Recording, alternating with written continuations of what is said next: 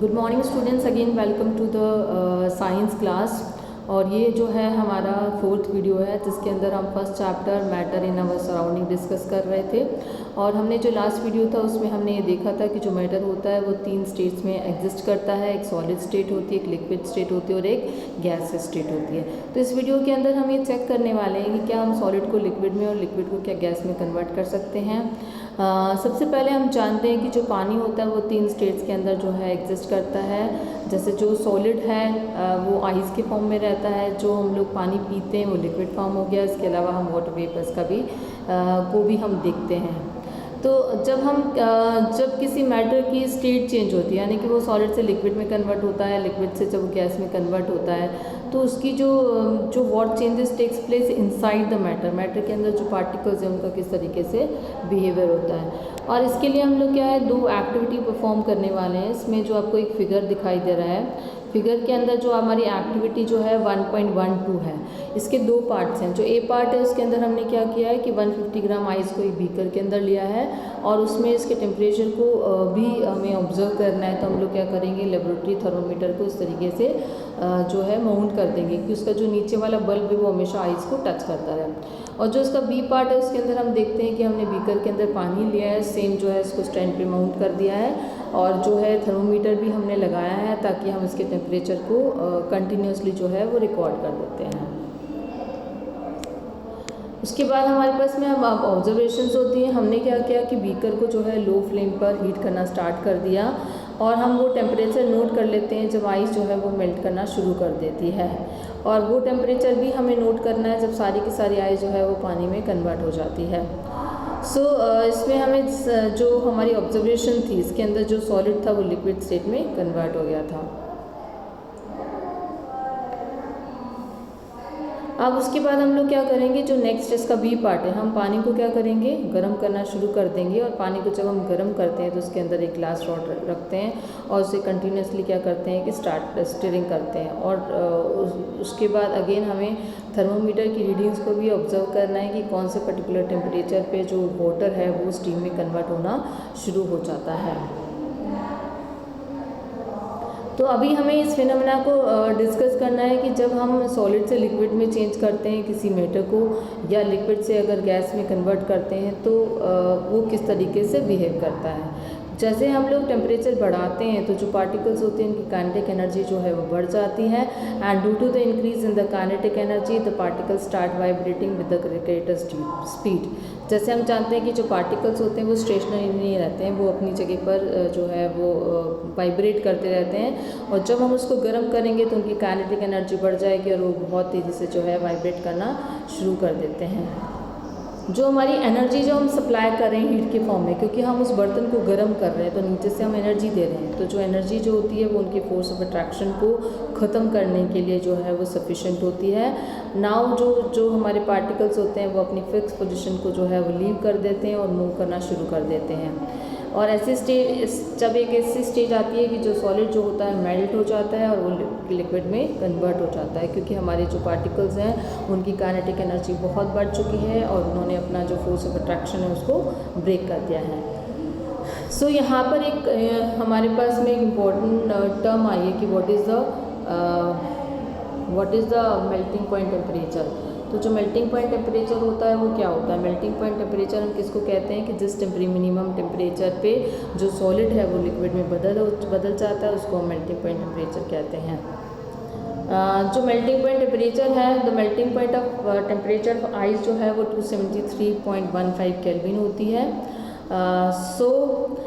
when a solid melts the temperature remains the same as so when does the heat energy grows। जब हम इन observations को देखते हैं तो हमें ऐसे भी पता चलता है कि टेम्परेचर जो है स्टार्टिंग में टेम्परेचर बढ़ना शुरू करता है, लेकिन एक स्टेज ऐसी आती है जहाँ पे टेम्परेचर जो है वो कांस्टेंट रह जाता है।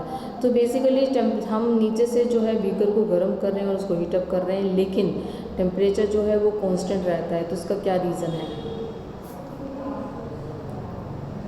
तो हमने ये देखा कि जब हमारा जो है सिस्टम का जो टेम्परेचर जब चेंज नहीं होता है, जब मेल्टिंग पॉइंट पहुंचने के बाद जब तक कि सारा का सारा आइस मेल्ट हो जाता है, तो बेसिकली जो है और हम लोग जो है हीट को जो है कंटिन्यूसली सप्लाई कर रहे हैं।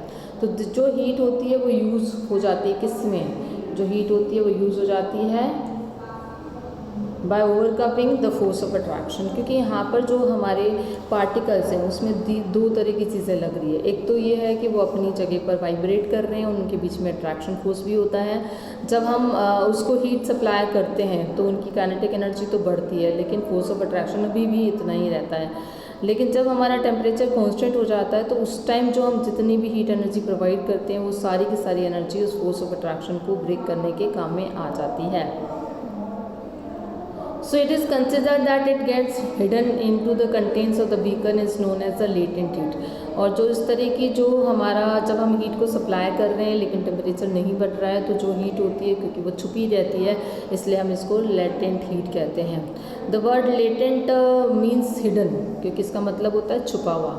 The amount of heat energy that is required to change 1 kilogram of solid into liquid at the atmospheric pressure at its melting point is known as the latent heat of fusion।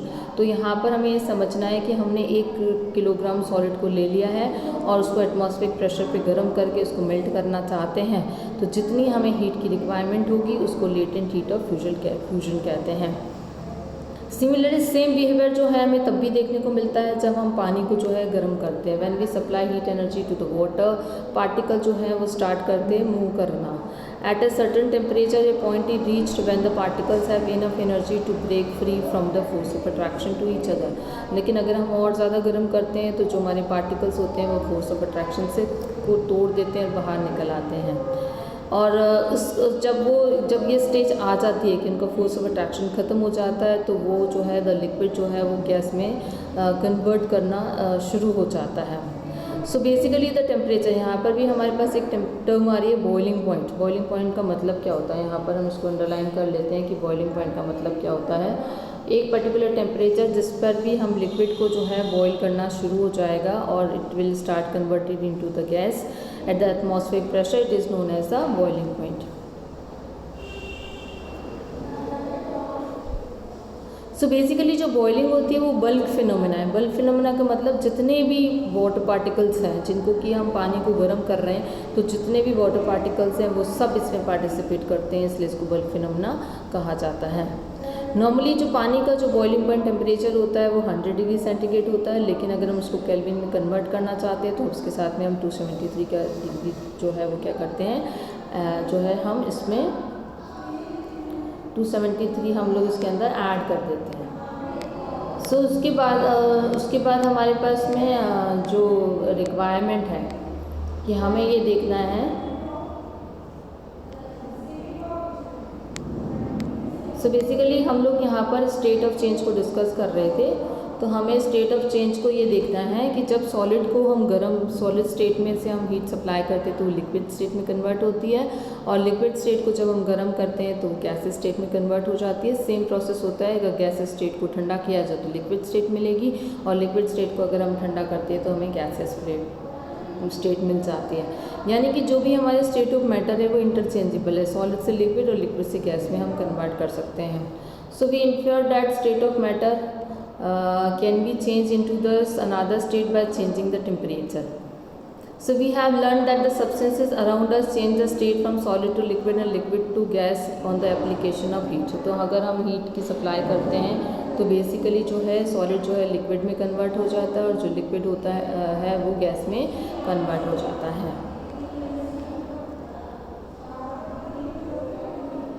लेकिन कुछ ऐसे भी solids होते हैं जो directly जो है वो किस में कन्वर्ट हो जाते हैं, गैस स्टेट में कन्वर्ट हो जाते हैं, और कुछ जो गैस होती है वो डायरेक्टली जो है वो सॉलिड में कन्वर्ट हो जाते हैं, और इस चीज़ को हम क्या बोलते हैं, this is called as the sublimation. इसके लिए सब्लिमेशन के लिए उन्होंने हमें एक एक्टिविटी समझाने की कोशिश करी है। इसके अंदर हम लोग क्या करें, एक चाइना डिश ले रहे हैं। चाइना डिश के अंदर जो है कैम्फर या अमोनियम क्लोराइड लिया जाता है और इसको हम लोग थोड़ा सा क्या कर लेते हैं, क्रश कर लेते हैं, मतलब थोड़ा सा तोड़ देते हैं, और इसको हम लोग जो है बर्नर पे रखकर गर्म करेंगे, लेकिन जो फ्यूम्स निकलेगी वो बाहर चली जाएगी, इसलिए एक फनल को इन्वर्टेड करके रख दिया जाता है, जैसा कि हम अपने फिगर में देख रहे हैं। लेकिन जो स्टीम है वो बाहर नहीं निकलनी चाहिए, जो स्टीम है वो बाहर नहीं निकलनी चाहिए, इसलिए हमने क्या किया, यहाँ पर एक कॉटन प्लग जो है वो लगा दिया। यहाँ पर जो ये हमारी चाइना डिश है इसके अंदर जो है हमने अमोनियम क्लोराइड या जो है कैम्फर लिया है, और नीचे से हम इसको क्या कर रहे हैं, हीट अप कर रहे हैं। तो जो हमारा अमोनियम क्लोराइड है या जो कैम्फर है वो सॉलिड फॉर्म में होता है, लेकिन जैसे हम उसको गर्म करते हैं तो वो लिक्विड स्टेट में नहीं जाकर डायरेक्टली जो है वो गैस स्टेट में चला जाता है। और गैस स्टेट में जब वो जाता है तो इस फिनोमेना को हम कहते हैं this is known as the sublimation. इसी तरीके से जो अगर हमारे पास में गैस होगी उसको ठंडा करेंगे, अगर वो डायरेक्टली अगर सॉलिड में कन्वर्ट हो जाएगा उसको भी सब्लिमेशन कहा जाता है।